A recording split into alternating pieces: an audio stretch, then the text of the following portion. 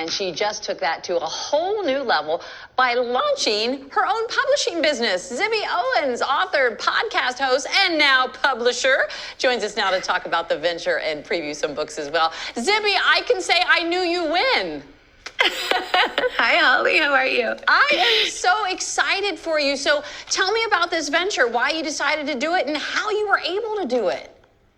Yes, I'm so excited about Zibby Books. I really started it because I had interviewed over 1,000 authors on my podcast, Moms Don't Have Time to Read Books. And over that time, I got to hear a lot from authors about what some of the issues were in their publishing journeys.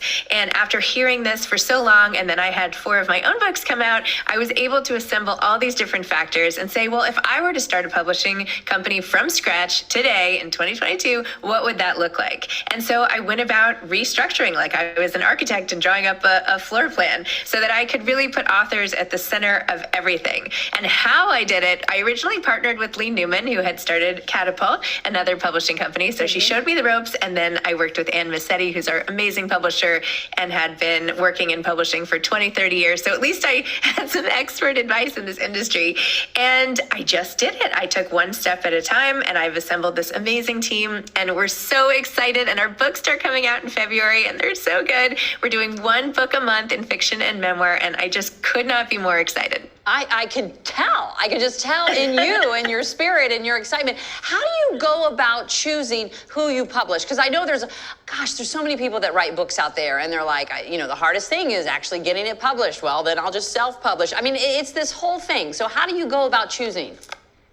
That's a great question. 2 ways. One, there are some authors who I say, you should write a book, like Bethany Maddox-Sands, who's an Olympic tennis player. And I just said, you have to do this. And then others, oh, here are beautiful covers.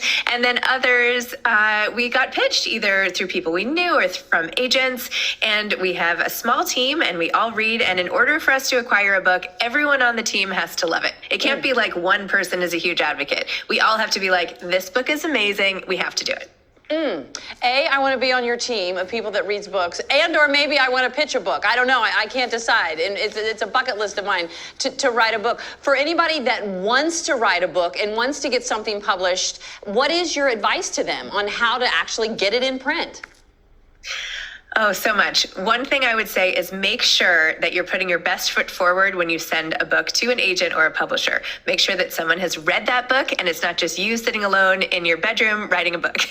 You can go to a writing class. You can get it workshopped. You can show it to a freelance editor. You can show it to a friend. You could read it out loud. But just vet the concept, vet the book, read it, make sure there are no typos. Just put your best foot forward and then send it in. And you should also make sure that you're sending it into a publisher that it makes sense for the book. So we only do contemporary fiction and memoir. If you've written the best book on the planet that takes place in the 1600s, we're not going to publish your book. You're not the publisher, so it's a waste for you to do that. So target the publishers, speak to them about why your book is such a fit. And the agents should do this if you have an agent. But if you don't, that's really what you need to do is be convincing and know why you want this particular publisher. All right, I've only got 30 seconds, but of course I'm not going to let you go without you giving me some books I need to read. So who's on your list? Oh, I want to recommend all of the Zibby books. Alicia Miranda's What If Yours, our first book. We have Women Are the Fiercest Creatures by Andrea Dunlap coming out in March. April, Burst by Mary Otis. We have Super Bloom by Megan Tatey, and then Hedge by Jane DeLury. These are our first 5 books, and we are so excited. You can go to zibbybooks.com and find out all about each of them. They're all available for pre-order, and we are just so excited about them. You know what? That would be the perfect way to start off 2023, is with this collection of books right here. Zibby, Yes. Thank you so much. So excited for you. Congratulations. Well deserved. And of course, as always, give a big hug to Kyle for me. I will. Sorry he missed you today. No worries. All right. There's everything you need to know about her social. She's a great follow across the board, and of course, her podcast as well.